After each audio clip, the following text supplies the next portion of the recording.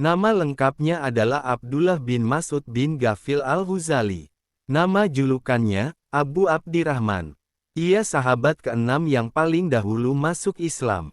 Ia hijrah ke Habasyah 2 kali, dan mengikut semua peperangan bersama Rasulullah Shallallahu Alaihi Wasallam. Dalam Perang Badar, ia berhasil membunuh Abu Jahal. Rasulullah Shallallahu Alaihi Wasallam bersabda, ambillah Al-Quran dari 4 orang, Abdullah, Salim, Sahaya, Abu Hujaifah, Muaz bin Jabal dan Ubay bin Ka'ab. Menurut para ahli hadits, kalau disebutkan Abdullah saja, yang dimaksudkan adalah Abdullah bin Mas'ud ini. Ketika menjadi Khalifah Umar mengangkatnya menjadi hakim dan pengurus kas negara di Kufah. Ia simbol bagi ketakwaan, kehati-hatian, dan kesucian diri. Sanad paling sahih yang bersumber daripadanya ialah yang diriwayatkan oleh Sufyan ats-Tsauri, dari Mansur bin al-Mutamir, dari Ibrahim, dari Alqamah. Sedangkan yang paling dhalaif adalah yang diriwayatkan oleh Syuraik dari Abi Fazarah dari Abu Said. Ia meriwayatkan hadits dari Umar dan Sa'ad bin Mu'az. Yang meriwayatkan hadits darinya adalah Al-Abadiloh, 4 orang yang bernama Abdullah, Anas bin Malik, Jabir bin Abdullah, Abu Musa al-Asy'ari, Alqamah, Masruk, Syurai al-Katli, dan beberapa yang lain. Jumlah hadits yang ia riwayatkan mencapai 848 hadits. Beliau datang ke Madinah dan sakit di sana kemudian wafat pada tahun 32 dan dimakamkan di Baqi. Utsman bin Affan ikut mensalatkannya. Abdullah bin Mas'ud termasuk dalam golongan pertama yang masuk Islam, as-sabiquna al-awwalun. Ia memiliki kepandaian dan pengetahuan yang mendalam tentang Islam. Masyarakat di sekitarnya memanggilnya Ibn Abde atau putra dari budak wanita. Namanya sendiri adalah Abdullah dan nama ayahnya adalah Mas'ud. Ketika kecil beliau menggembala kambing milik salah satu ketua adat Bani Quraisy bernama Uqbah bin Mu'aid. Suatu hari, ia mendengar kabar tentang kenabian Rasulullah. Namun Abdullah tidak tertarik dan tidak ingin tahu mengingat usianya yang masih kecil. Selain itu, ia memang jauh dari komunitas masyarakat Makkah, karena pekerjaannya sebagai penggembala kambing, yang terbiasa berangkat pagi dan pulang petang hari. Namun ia kemudian mengalami pertemuan yang mengesankan dengan Rasulullah Shallallahu Alaihi Wasallam.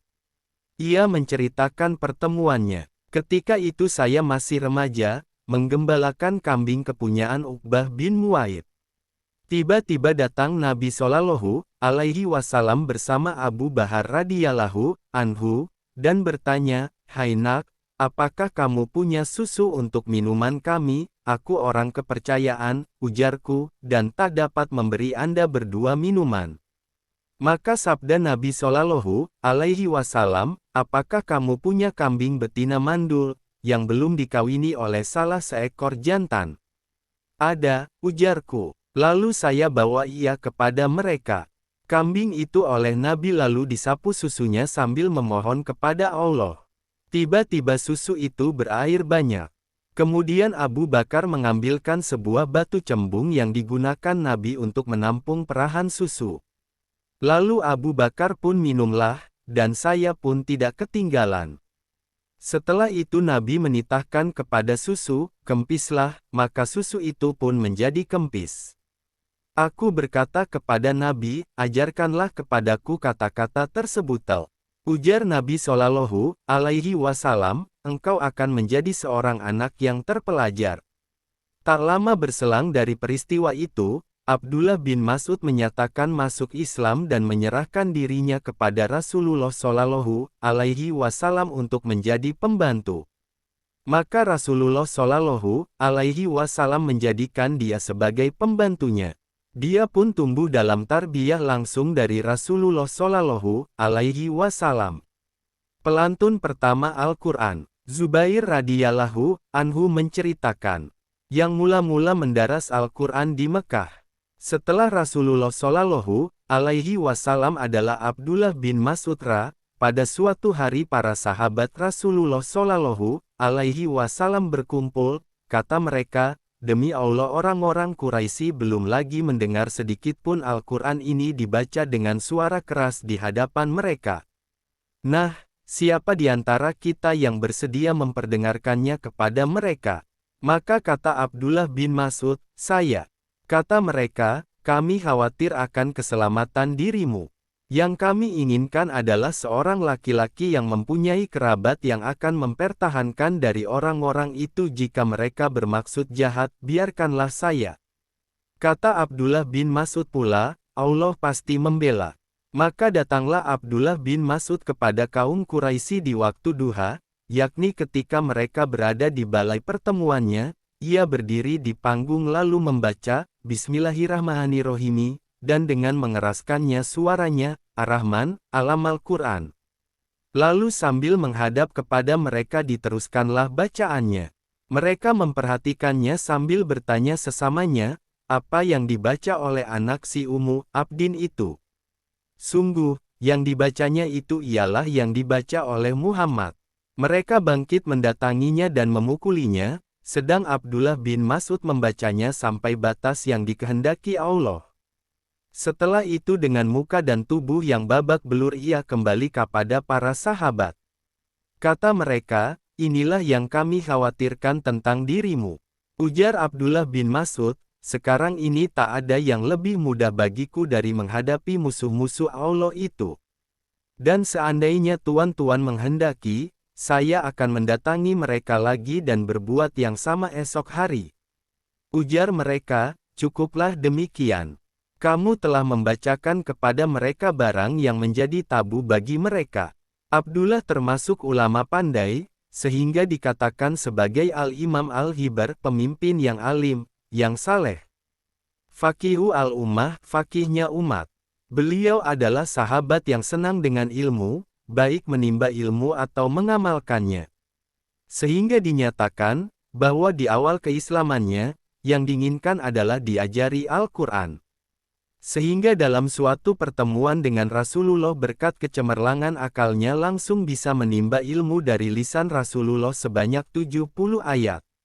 Sesungguhnya Rasulullah pernah berjalan dengan Ibnu Mas'ud, sedang Ibnu Mas'ud membaca ayat satu huruf. Maka beliau bersabda, barang siapa senang membaca Al-Quran dengan cara yang baik sebagaimana diturunkan, maka dengarkanlah bacaan Ibnu Mas'ud.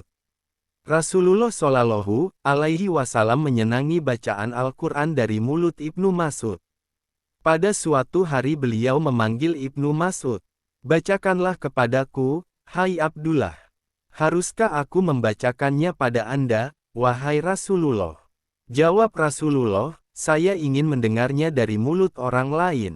Maka Ibnu Mas'ud pun membacanya dimulai dari surat An-Nisa hingga sampai pada firman Allah Ta'ala. Maka bagaimanakah halnya orang kafir nanti apabila kami mendatangkan seseorang saksi, Rasul, dari tiap-tiap umat dan kami mendatangkan kamu, Muhammad, sebagai saksi atas mereka itu, sebagai umatmu. Di hari itu orang-orang kafir dan orang-orang yang mendurhakai Rasul, ingin supaya mereka disamaratakan dengan tanah, dan mereka tidak dapat menyembunyikan dari Allah sesuatu kejadian pun. QS 4 An-Nisa, 41-42. Maka Rasulullah Shallallahu Alaihi Wasallam tak dapat menahan tangisnya, air matanya meleleh dan dengan tangannya diisyaratkan kepada Ibnu Mas'ud yang maksudnya, cukuplah sudah, hai Ibnu Mas'ud. Keistimewaan Ibnu Mas'ud diakui oleh para sahabat. Amirul Mukminin Umar berkata mengenai dirinya, sungguh ilmunya tentang fikih berlimpah-limpah. Berkata Hudzaifah tentang dirinya, tidak seorang pun saya lihat yang lebih mirip kepada Rasulullah Shallallahu Alaihi Wasallam baik dalam cara hidup, perilaku dan ketenangan jiwanya, daripada Ibnu Mas'ud. Dan orang-orang yang dikenal dari sahabat-sahabat Rasulullah sama mengetahui bahwa putra dari Ummi Abdin adalah yang paling dekat kepada Allah. Abdullah bin Mas'ud masih hidup hingga masa khilafah Utsman bin Affan radhiyallahu anhu. Beliau wafat di Madinah pada tahun 32 dalam usia 60 tahun lebih. Jenazahnya disalatkan oleh ribuan kaum muslimin, termasuk di dalamnya Zubair bin Awam, Ammar bin Yasir. Beliau kembali ke pangkuan ilahi. Lisannya basah dengan zikir kepada Allah. Pada malam wafatnya, ia langsung dimakamkan di Baqi, sebuah pekuburan di Madinah Al-Munawwarah. Semoga Allah meridainya dan merahmatinya.